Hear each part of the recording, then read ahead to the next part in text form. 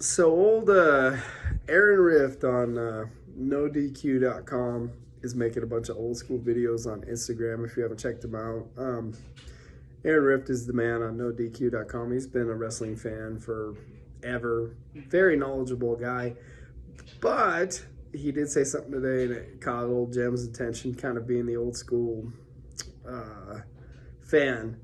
He was doing a review on the 1994 Royal Rumble, and he referred to this as a, what was it, solid show, good show? 94 Royal Rumble, bad. Bad, bad, bad. It was an angering pay-per-view back then. Still to this day, when I go back on these old school binges, I go on Peacock and I watch the 94 Royal Rumble. Still a bad show to this day.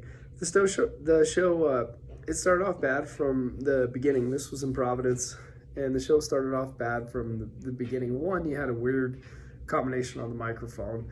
At that point, we were used to Bobby and Vince doing the call, and on this one, they decided to have Ted DiBiase and Vince do the call, which, nothing against Ted DiBiase.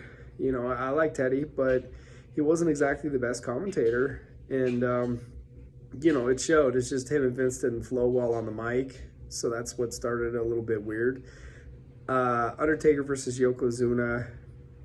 They decided to do a casket match on this one, and coming off the '93 Survivor Series, which was in Boston, they, the fears in Yokozuna's eyes, and they were pushing the Undertaker at this time to do a casket match. And I remember being 14 years old and watching this and thinking, this is it. Undertaker's getting the belt today. Undertaker's getting the belt today from Yokozuna. And I was really excited about the Undertaker becoming the champion, because at this point, Yokozuna had been the champion for 8-10 months, and everybody was ready for the belt to come off of Yokozuna and either go on Bret Hart, Lex Luger, or the Undertaker. That was the three top baby faces at the time, and we were ready for the belt to come off of Lex Luger, or Yokozuna, excuse me.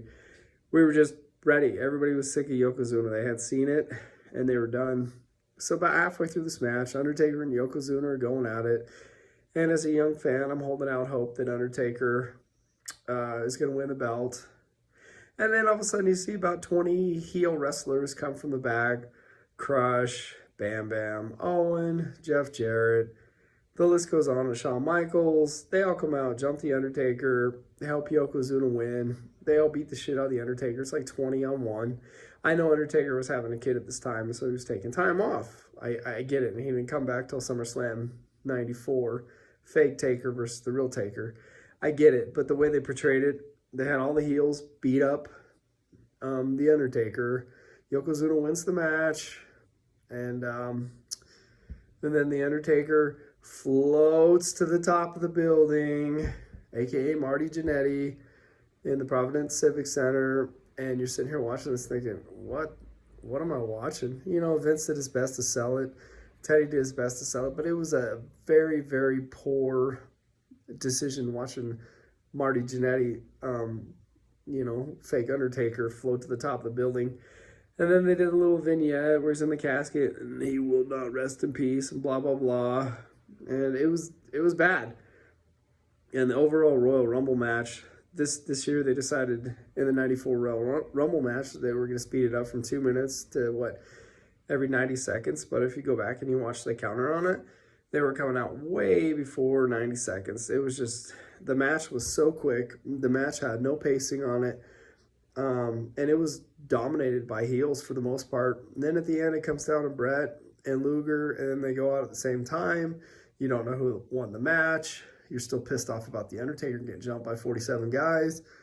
The pacing, the timing on the show was not very well.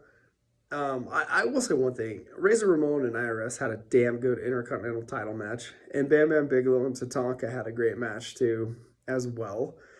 Overall, the Royal Rumble '94, for me, I love the cover. I love the VHS tape on this. I thought the artwork on it was very cool. But I thought that for some reason they dominated this event. He really heel heavy. And they really had the heels go over in the show. It reminded me of watching a WCW pay-per-view of that time where all the bad guys won. Like Vader at Battle Bowl '93 was the world champion and he won Battle Bowl. It didn't make sense to me why it was so heel heavy. Obviously they made right at WrestleMania 10 March 94 in New York. They made sense of it. But at the 94 Royal Rumble, it was so heel heavy with Bam Bam and Crush and Owen and Jarrett just dominating things. For me as a young fan, just watching the bad guys win match after match, similar to Bash at the Beach 94, where every single bad guy won but Hulk. There was, 7 matches on Bash at the Beach 94, and 6 heels won. It just, the Royal Rumble 94 for me, it fell flat. It'll never be one of my favorite pay-per-views. It way too heel heavy, and the Undertaker got screwed on this one. And I left that pay-per-view and I was mad as hell, extremely disappointed at buying that one. I'll never forget it though. I'll say that.